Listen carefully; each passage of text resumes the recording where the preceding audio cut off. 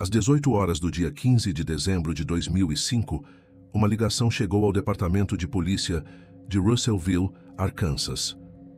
Uma mulher de meia idade, com a voz trêmula, relatava ter encontrado uma jovem sem vida em um apartamento no complexo residencial próximo à universidade local. Quando os primeiros policiais chegaram ao endereço fornecido, encontraram Kevin Jones, de 19 anos, coberto de sangue, acompanhado de sua mãe Janice e de um amigo chamado Ryan. A cena que os aguardava no interior do apartamento mudaria para sempre a vida de todos os envolvidos e exporia as falhas devastadoras do sistema de justiça de uma pequena cidade do Arkansas.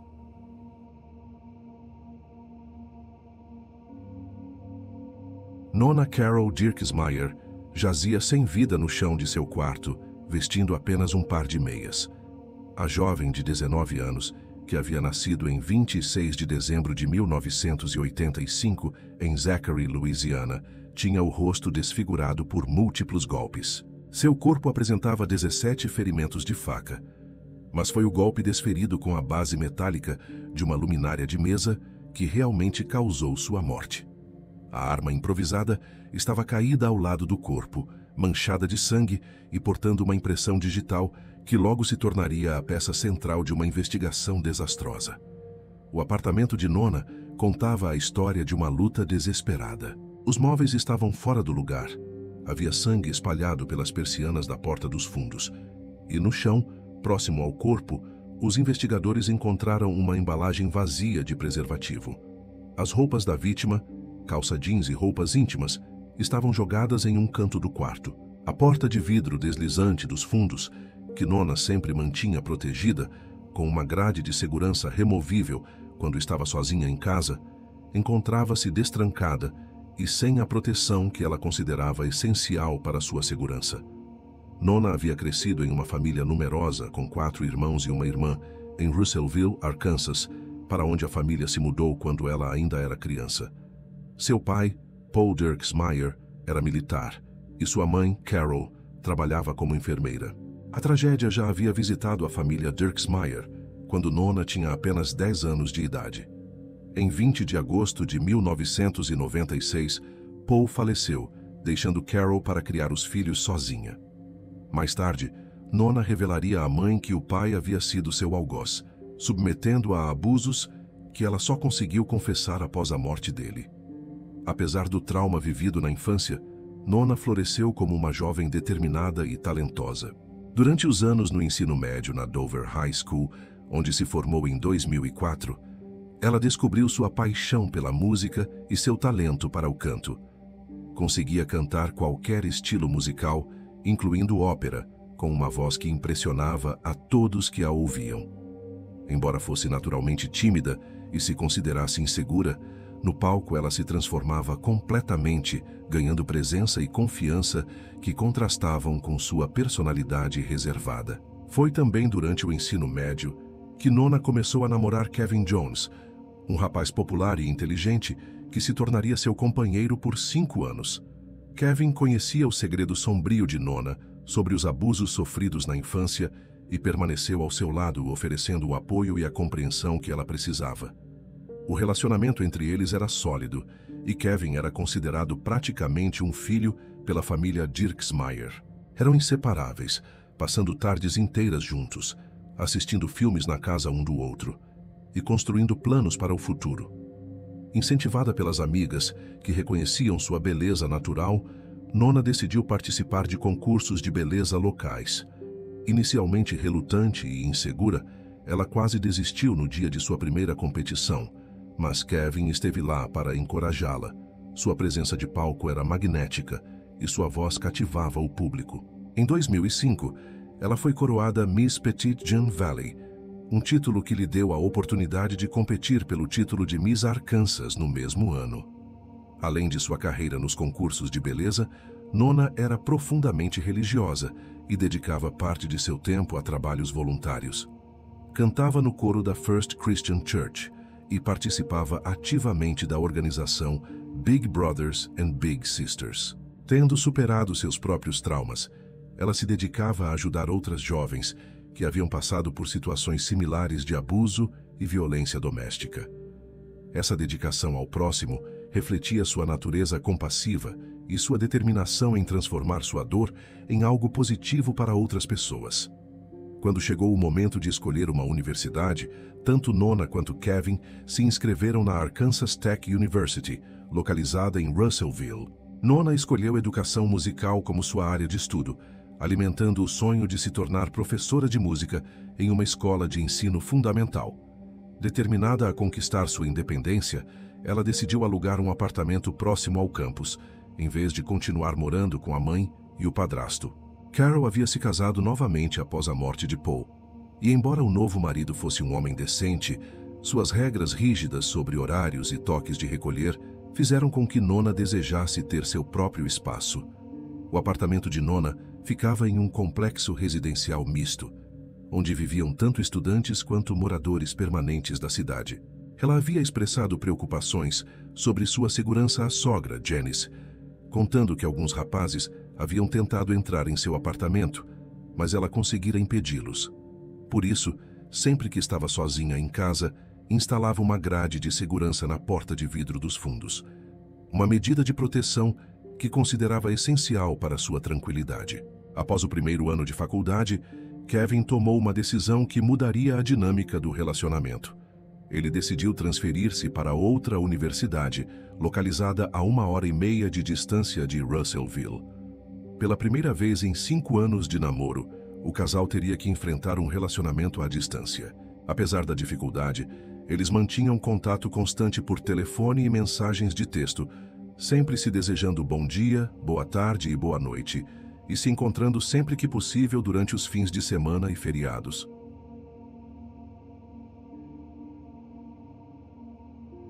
Em 14 de dezembro de 2005, Kevin Jones retornou a Russellville para as férias de Natal. Ele parou no apartamento de Nona antes de seguir para a casa de seus pais, localizada a aproximadamente 16 quilômetros da cidade. O casal tinha planos para o dia seguinte. Nona precisava fazer seus 2 últimos exames finais e também tinha um encontro marcado com uma jovem da organização de voluntários onde trabalhava. Kevin, por sua vez, levaria sua mãe, que trabalhava como bibliotecária, a um evento escolar. Na manhã de 15 de dezembro, por volta das 9 horas, Nona enviou uma mensagem de texto para Kevin, desejando-lhe um bom dia.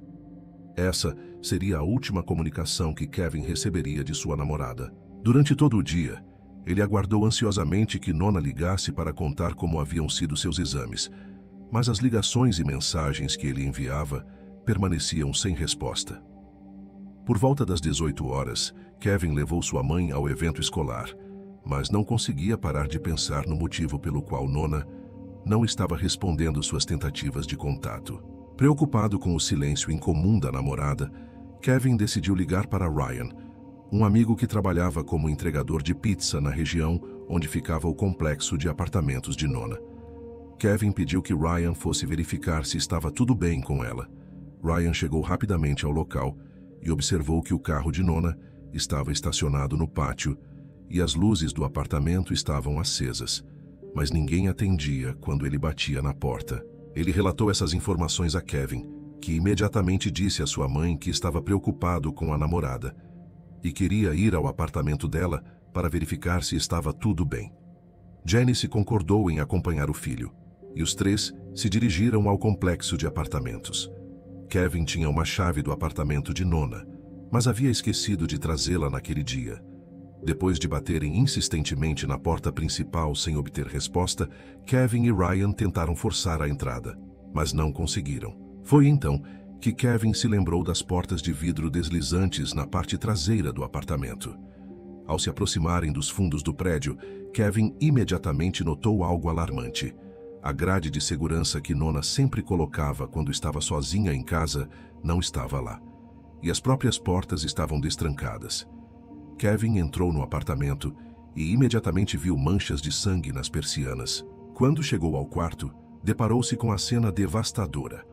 Nona estava caída no chão em uma poça de sangue, usando apenas meias. Desesperado, Kevin correu até ela e tentou reanimá-la, realizando respiração boca a boca e massagem cardíaca, mas logo percebeu que ela estava morta. Enquanto isso, sua mãe ligou para a polícia. Kevin abraçou o corpo de Nona e chorou descontroladamente, cobrindo suas roupas com o sangue dela.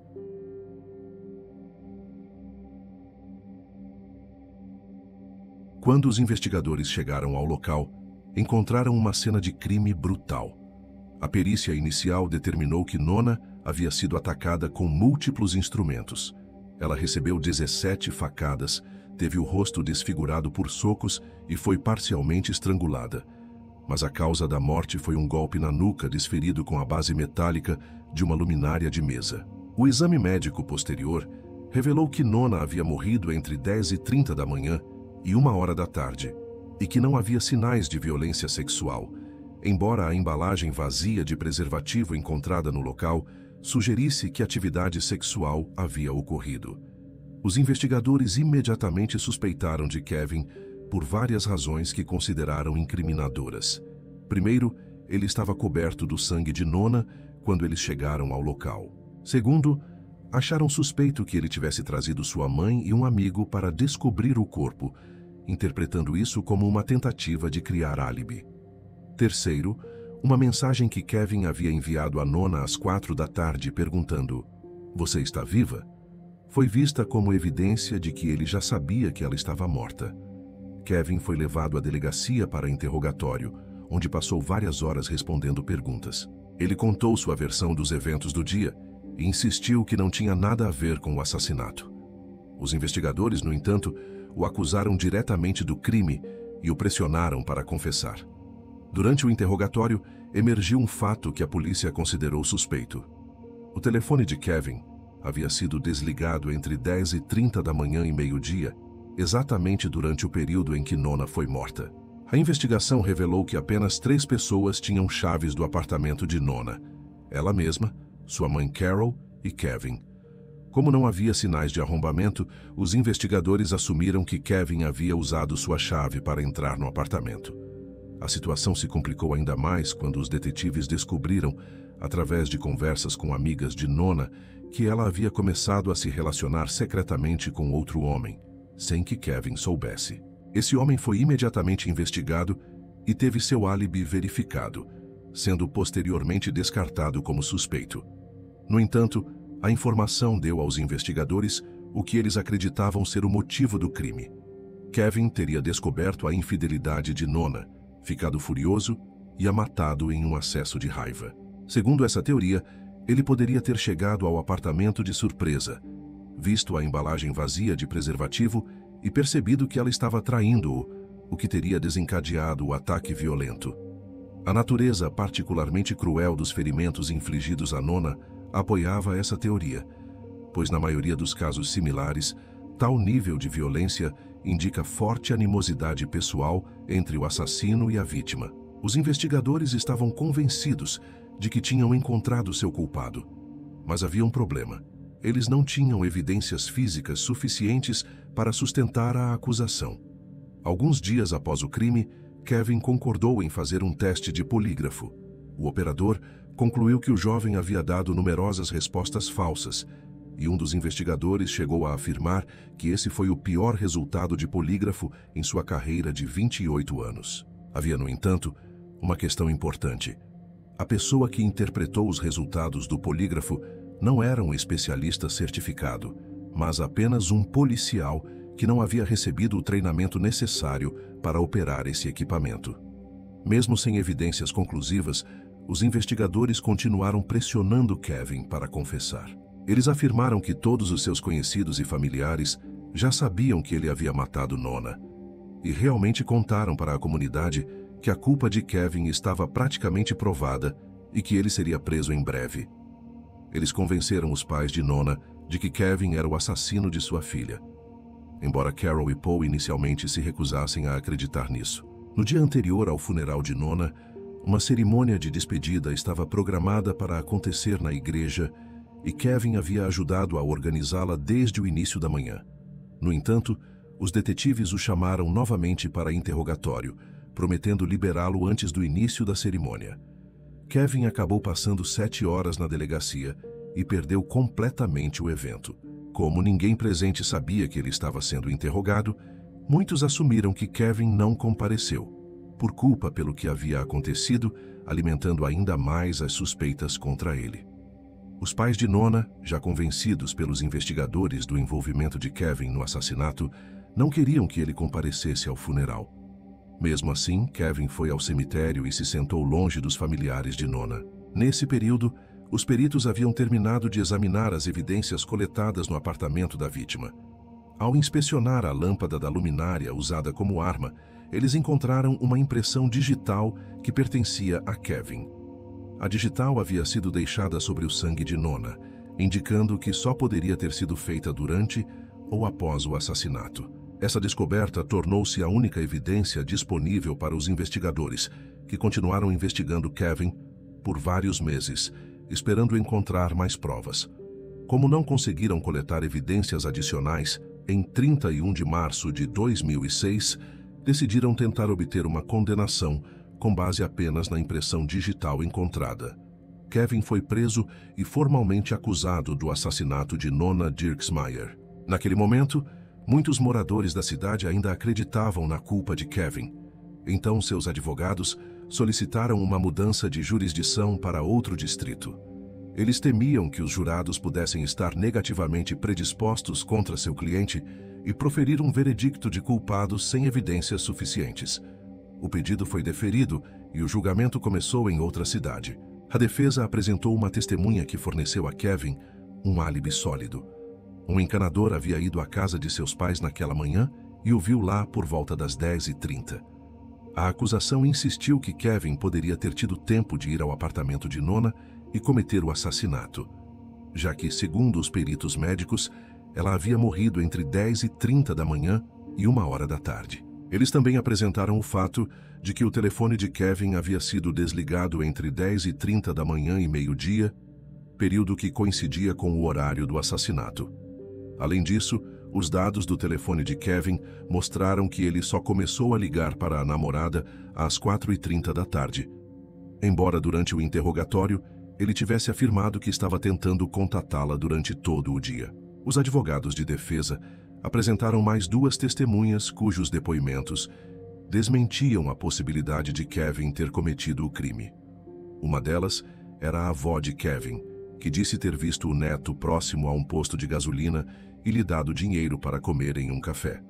Outra testemunha viu Kevin entre meio-dia e 31h da tarde, próximo a um restaurante, e as câmeras do estabelecimento o gravaram almoçando. Assim, o jovem simplesmente não poderia ter cometido o assassinato e voltado a tempo.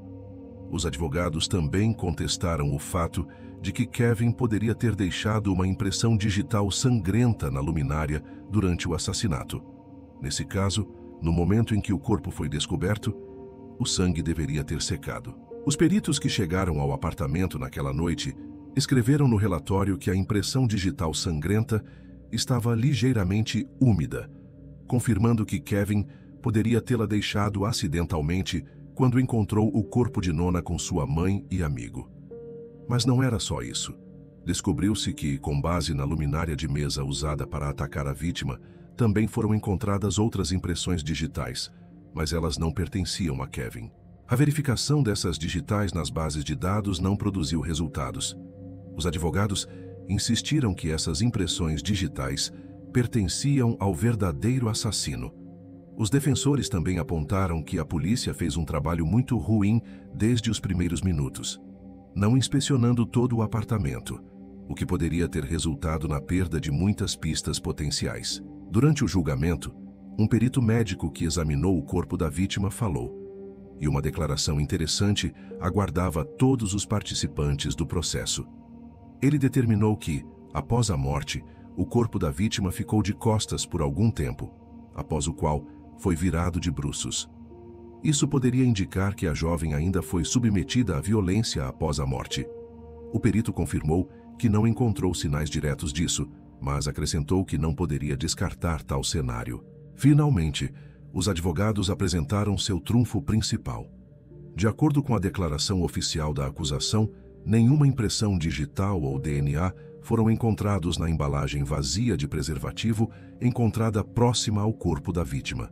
No entanto, os advogados solicitaram um novo teste, e desta vez os peritos encontraram DNA masculino.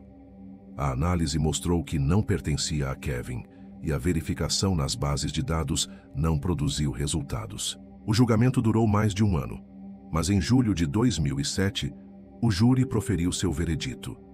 Eles consideraram Kevin inocente do assassinato de Nona devido à falta de evidências. Para os familiares da vítima, que acreditavam que ele era o assassino desde as primeiras semanas, essa decisão foi um choque. Eles continuaram acreditando que Kevin era responsável pela morte de Nona e que agora ele havia conseguido escapar da punição. Apesar de seu cliente ter sido absolvido, a equipe jurídica prometeu continuar trabalhando no caso e encontrar o verdadeiro assassino. Considerando que a polícia estava fixada em Kevin, ninguém esperava que finalmente fizessem seu trabalho adequadamente. A primeira coisa que os advogados fizeram foi comparar o DNA da embalagem do preservativo com todos os homens que conheciam Nona. Todas essas pessoas forneceram voluntariamente suas amostras e nenhuma delas coincidiu. Isso continuou por 2 meses, até que algo inesperado aconteceu em setembro de 2007. A polícia prendeu um homem chamado Gary Dunn por roubo, e foi então que as coisas ficaram interessantes. Primeiro, esse homem já havia sido condenado por atacar outra mulher. Segundo, ele morava no mesmo complexo residencial que Nona. Terceiro, nos estágios iniciais da investigação, a polícia o considerou suspeito, mas rapidamente mudou o foco para Kevin, pois acreditavam que ele era o assassino. Considerando tudo isso, os advogados de Kevin solicitaram um teste de DNA, e houve uma descoberta muito aguardada. A amostra da embalagem do preservativo correspondia ao DNA de Gary. Descobriu-se que, após o assassinato da jovem, os investigadores até mesmo o interrogaram usando um polígrafo. Gary, que tinha 26 anos na época, passou completamente, embora nesse caso o interrogatório também tenha sido conduzido por um especialista não certificado. Além disso, nenhum deles sequer verificou o álibi dessa pessoa. Gary disse que durante o assassinato estava fazendo compras com sua mãe. Depois que seu DNA correspondeu à amostra do apartamento da vítima, os investigadores finalmente se deram ao trabalho de verificar essa informação, e o álibi se revelou falso. Gary realmente foi às compras com sua mãe, mas não no momento do assassinato, e sim 2 dias antes, como confirmado pelos recibos com as datas de compra. Gary até mesmo os mostrou à polícia, mas eles simplesmente desconsideraram essas informações importantes. Os investigadores viram as datas nos recibos não correspondiam ao dia do assassinato. Isso foi declarado nos relatórios, mas por alguma razão desconhecida, eles não deram importância a isso, ou de alguma forma não notaram que os dias não coincidiam. No final, os peritos compararam suas impressões digitais com aquelas encontradas na luminária de mesa de Nona, e elas coincidiram. No entanto, surgiu um problema sério. As impressões digitais e o DNA coincidiam, mas não 100%. O sistema judicial tem certas normas segundo as quais são estabelecidos os indicadores de coincidência necessários para o reconhecimento da culpa.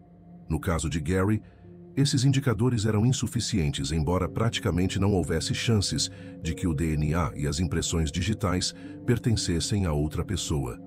Aqui, com alto grau de probabilidade, os investigadores eram culpados. Primeiro, eles não estudaram todas as evidências disponíveis imediatamente após o assassinato, como exigem as regras. É possível que as amostras de DNA se deterioraram ligeiramente enquanto não foram adequadamente estudadas 1 ano após o assassinato. Segundo, a polícia poderia ter perdido muitas outras pistas porque simplesmente não procurou em todo o apartamento. Assim que os detetives receberam todas essas informações, prenderam Gary e o acusaram do assassinato de Nona. Curiosamente, no momento da morte de Nona, o homem estava em liberdade condicional. Em 2002, ele atacou uma mulher que estava correndo no parque, derrubou-a e começou a espancá-la, também dizendo que ia matá-la. A mulher conseguiu escapar e correu para seu carro enquanto Gary fugiu da cena, mas foi rapidamente encontrado. O homem passou 19 meses na prisão, após os quais foi solto antecipadamente. Curiosamente, sua amostra de DNA não foi inserida no banco de dados. O julgamento de Gary começou em abril de 2010 e muitas coisas interessantes aguardavam todos. Sua própria esposa testemunhou contra ele, dizendo que ele era um homem agressivo e perigoso. Gary regularmente levantava a mão contra ela e a mulher seriamente temia por sua vida. Então tinha medo de deixá-lo. Mas o mais interessante foi que algumas semanas antes da morte da vítima, ela viu seu marido espiando Nona através da janela de seu apartamento. Com base nisso, a acusação assumiu que o homem havia premeditado o ataque. Dada sua história criminal, Gary claramente tinha tendência à violência, e ele pode ter estado observando Nona de perto, já que ela morava a apenas alguns metros de distância dele. Em 15 de dezembro, ele decidiu agir. Aparentemente, ele bateu na porta do apartamento dela e entrou sob um falso pretexto, onde pegou a luminária de mesa e a atingiu várias vezes antes de agredi-la e matá-la. Como Gary usou proteção, os peritos médicos não puderam dizer definitivamente se a vítima havia sido sexualmente agredida, mas todas as evidências apontavam para isso. Os advogados de Gary negaram seu envolvimento, mas ele não tinha um álibi real. Então eles se concentraram em tentar culpar Kevin. Segundo os advogados, Kevin descobriu que a jovem estava traindo-o e a matou. Kevin até teve que testemunhar no tribunal e ouvir como tentaram pintá-lo como o verdadeiro criminoso. Infelizmente, a acusação não pôde usar as impressões digitais ou DNA de Gary como evidência, mesmo que a correspondência fosse praticamente inegável. Como resultado, o júri não pôde chegar a uma decisão unânime e o julgamento foi declarado nulo. Um novo julgamento não demorou a chegar, e sua principal diferença foi que uma mulher que Gary quase matou em 2002 testemunhou no tribunal. Ela contou como o homem a atacou e como ela mal conseguiu escapar. Apesar disso, o segundo julgamento também terminou em nada, pois os jurados não chegaram a um consenso. Consequentemente, Gary Dunn saiu livre como um homem livre, embora sua culpa fosse praticamente óbvia.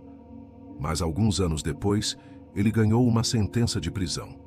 Em 2018, quando Gary tinha 39 anos, ele cometeu 2 crimes separados em um dia.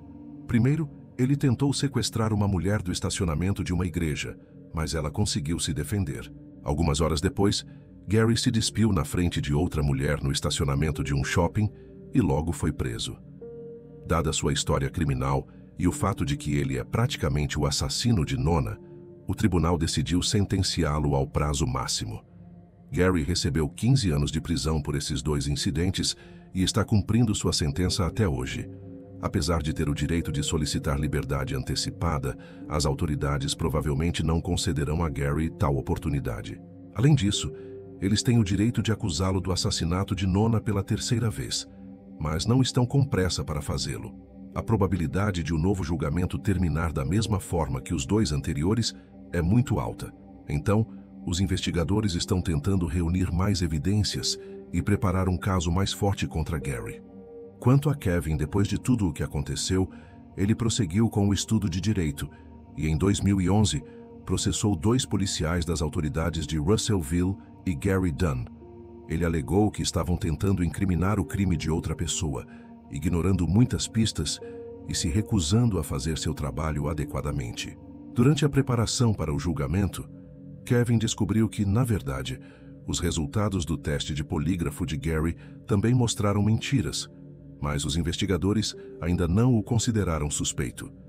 Infelizmente, sua ação judicial foi rejeitada devido ao prazo de prescrição. Como resultado, os policiais negligentes não enfrentaram consequências por deixar o verdadeiro assassino solto por anos, e talvez novamente em alguns anos eles também não sejam punidos pelo fato de que todos os conhecidos e parentes de Nona acreditaram por anos que Kevin era o assassino. Apenas alguns anos atrás, seus pais pararam de acreditar nisso e restauraram seu relacionamento com ele. Hoje, Kevin trabalha como advogado e se esforça para ajudar aqueles que sofrem com negligência ou falta de profissionalismo policial. A família de Nona finalmente encontrou alguma paz ao saber que Kevin era inocente, mas a dor da perda permanece. Carol Dirksmeyer, mãe de Nona, eventualmente reconciliou-se com Kevin, reconhecendo que ele também foi vítima da incompetência investigativa que permitiu que o verdadeiro assassino permanecesse livre por anos. O caso de Nona Dirksmeier permanece tecnicamente não resolvido, embora todos saibam quem foi o responsável por sua morte.